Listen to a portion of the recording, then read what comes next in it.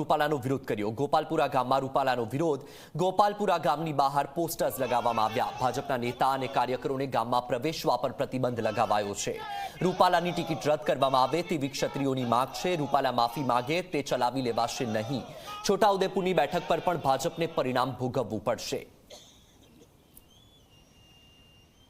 कोई भाजपा સાથે કોઈ વિરોધ નથી કે કોઈ બીજા અન્ય પક્ષ સાથે કે કોઈ સમાજ સાથે અમારે કોઈ લેવા દેવા નથી। અમારે ખાલી રૂપાલા સાહેબની ટિકિટ રદ થાય એનો જ અમારો વિરોધ છે અને આ રદ નહીં થાય તો આવું નવું ગામે ગામ જઈને મતલબ અમે આ રીતનું આંદોલન ચાલશે ને એમાં પાર્ટીને બી અસર થશે। એને ખબર જ શું છે કે રાઠોડ સમાજ શું છે ને કઈ એ મૂળ શિક્ષક છે એનો તો ઇતિહાસની ખબર હશે જ પણ આ જાણી જોઈને અમારે નીચે પાડવા માટે આ ધંધા કર્યા છે।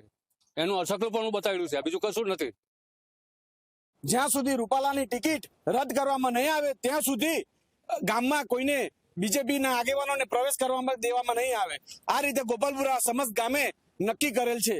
ગોપાલપુરામાં રજપૂત સમાજ છે અને બીજો આદિવાસી સમાજ છે, એની સિવાય બીજો કોઈ સમાજ નથી અને એ ટોટલ અમારી સાથે છે। અમારી સાથે હા મિલાવવાવાળો સમાજ છે। જો આવનાર સમયમાં પુરુષોત્તમ રૂપાલાની ટિકિટ રદ નહીં કરવામાં આવે તો અમે ઘરે ઘરે જઈને ગામે ગામે જઈને એના વિરુદ્ધમાં કેમ્પેનિંગ ચલાવશું। રૂપાલાની ટિકિટ રદ કરો એ જ અમારા કોઈ પક્ષ સાથે વેર નથી, પણ રૂપાલાની ટિકિટ રદ ના થાય તો અમે પક્ષને ખબર પાડી દેવાના મૂડમાં છે।